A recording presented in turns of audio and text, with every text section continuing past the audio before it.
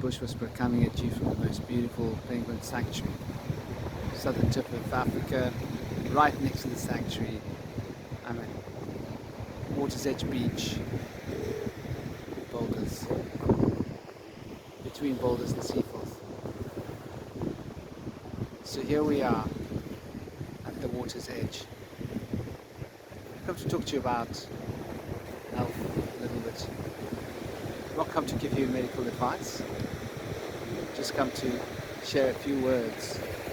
And I think there's going to be something to be considered about words when we consider health. I have done a piece on NLP and how important words are in shaping our consciousness. And it is a well-known scientific fact that the placebo is a real thing. They say up to 50% of all medical cures are directly placebo related, which is quite a powerful set of statistics. Some statistics suggest 37%, close to 40%, though the more commonly discovered tests suggest half of all cures. So the mind is a very powerful tool in both making us unhealthy and helping to re-establish health, according to medical science. What is a doctor? Now we've got to bear in mind that there's been a careful adjustment of our language. It was part of the education process. And part of education was to change the meanings, numbers of words, and to change the way words are spelled so that they would seem different to other words. So the word doctor, still pronounced doctor, not doctor, doctor, doctor. Think about it. What are the roots of the word doctor? We've got to go and take a look and see what a toric field is. Toric fields, life force. Tor, what's a tor? The tor is well, it's got to do with water. It's got to do with water that's usually moving. Am I right or wrong? If you go to Old England, they still have the tors. And it's where we used to tour, how we used to get around. And the word tour, Germanic, relates to magic. And usually water was included. Usually it was done near running water because of the ley lines, the power that could be summoned. So a doctor would have been somebody who was, well, by the tour, they would produce documents for you, write words, papers. We're looking at something very ancient here. I did a piece on sigils. Go and look at that, how sigils work. It's a very shamanic concept. And so we've got to understand that in the old times, these medical practitioners were near the water. Why would that be?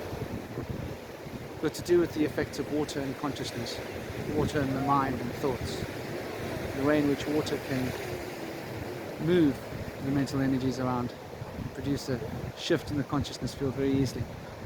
We still have baptism as a fundamental part of many religions, and water type rituals, baptism type rituals, very often related to rite of passage and such for growing up and becoming established as an adult.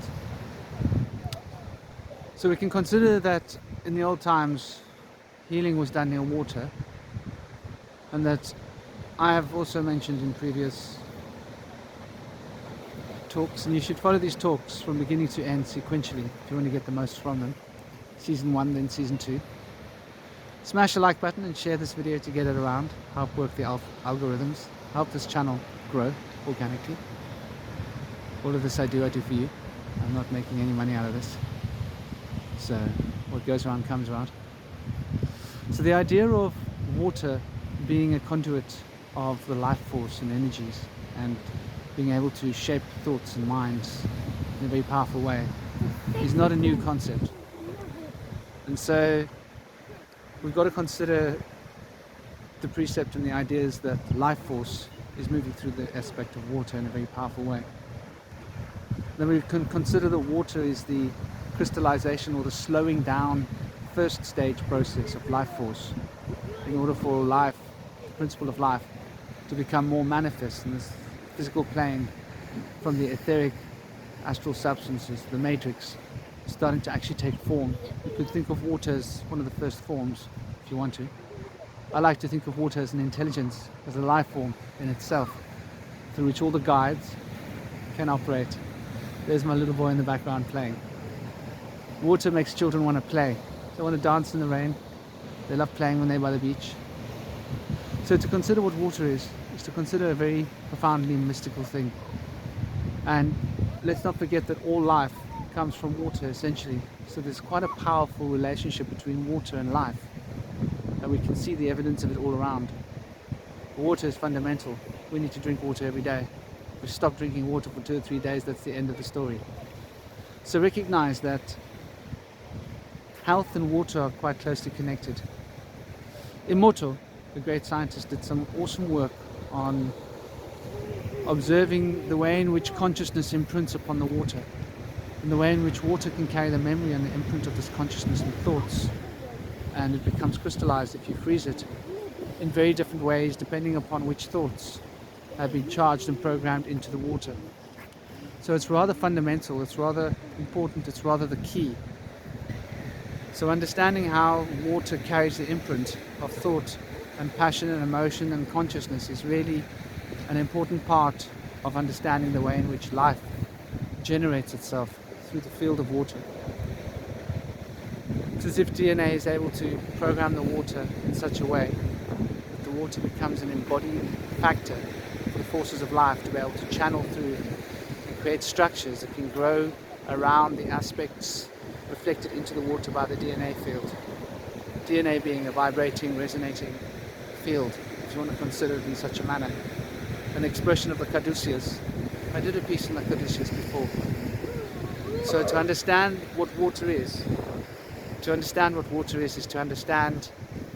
it's the basis of life flowing through your system.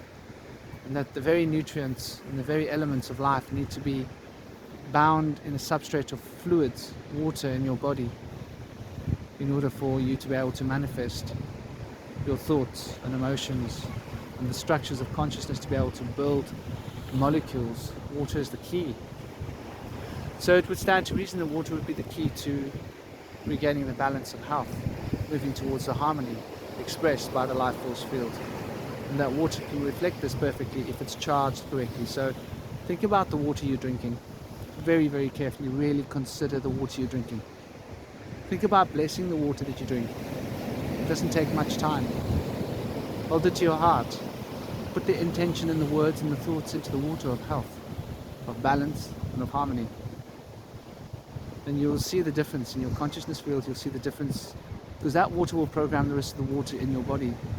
And consider that 75% of all the water in your body can be programmed.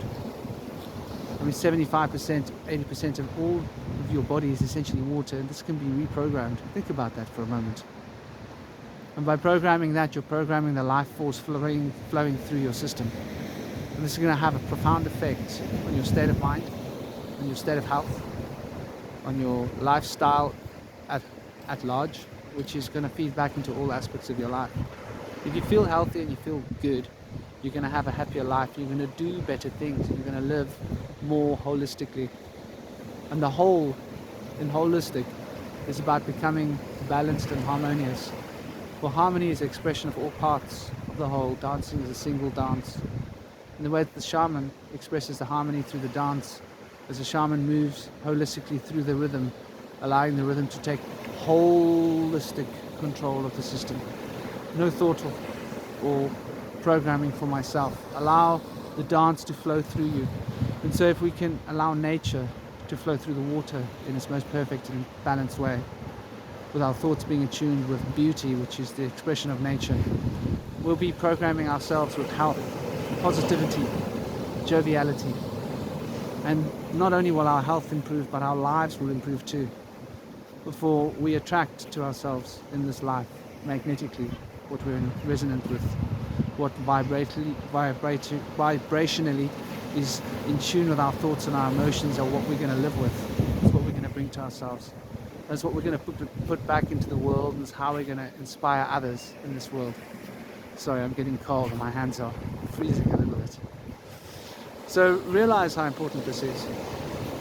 And think about health when you think about drinking water.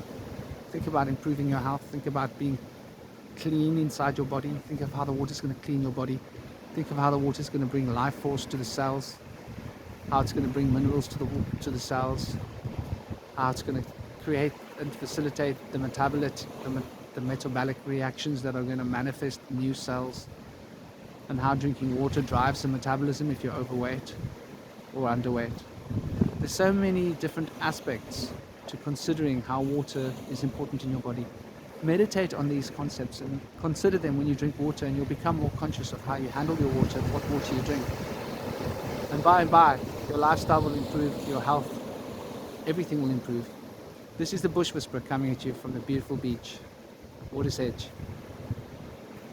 Do smash the like button, share this video, subscribe so you don't miss my daily uploads, and have an absolutely gorgeous day. Don't forget to smile, because life is very, very short, and it's fundamentally important for us to be able to embrace life. And to embrace life, we've got to charge life so that life can express the waters of life through our consciousness. I can hear the water in the background, the sea.